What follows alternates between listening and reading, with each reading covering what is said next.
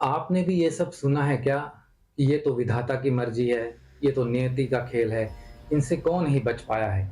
कौन है ये विधाता और कौन है ये नियति, और आज इनसे कोई बचेगा भी। एक कहानी सुनाता हूँ। जब सृष्टि की रचना हुई तो भृंगु ऋषि के दो पुत्र हुए, धाता और विधाता। धाता हर चीज को धारण करते और विधाता हर बनी हुई चीज का विधान लिखते। विधाता की पत्नी है नियति, जो विधाता के लिखे हुए विधान की समय सीमा तय करती है। जैसे मनुष्य का जन्म के बाद बड़ा होना, यह एक विधान है, लेकिन वह कितना जिएगा यह नियति है। विधाता और नियति के एक पुत्र हुए, ऋषि मृकंड।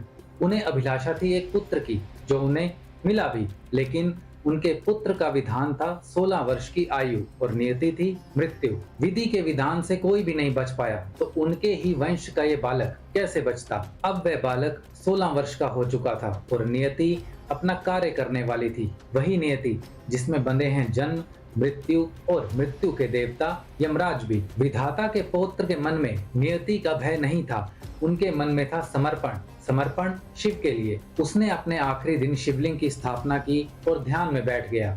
उसे ले जाने के लिए काल यमराज स्वयं आए, क्योंकि समय बीता जा रहा था और नियति को कोई टाल नहीं सकता था। यमराज ने उस बालक के प्राण खींचने के लिए मृत्यु का पाश फेंका, लेकिन उसी समय उस बालक ने शिवलिंग को कस के पकड़ लिया। अब काल के पाश में वो बालक भी है और शिवलिंग भी। उसी समय शिवलिंग फट गया और शिव जी प्रकट हुए। उन्होंने काल का अंत किया, उन्होंने यमराज को ही मार दिया।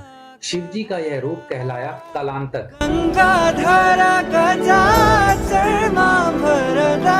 इस तरह उस बालक के प्राण तो बच गए, लेकिन सृष्टि का संतुलन बिगड़ गया। मृत्यु होनी बंद हो गई। सभी देवताओं ने कालांतक से प्रार्थना की कि यमराज को जीवित किया जाए, ताकि सृष्टि अपने नियमों द्वारा, विधाता द्वारा लिखी हुई नियति पर चल सके। पर अगर काल को जीवित किया तो उस बालक के प्राण जाएंगे। लेकिन शिवजी तो महाकाल हैं, उन्होंने नियति और विधाता के नियमों में रहते हुए ही उस बालक को काल से दूर कर दिया। विधान था कि वो बालक 16 वर्ष की आयु तक ही जिएगा, तो कालांतक ने उस बालक को आजीवन 16 वर्ष का रहने का ही वरदान दे दिया। नियति थी कि इस आयु के बाद उसकी मृत्यु हो जाएगी, लेकिन महाकाल ने उसको बना दिया चिरंजीवी।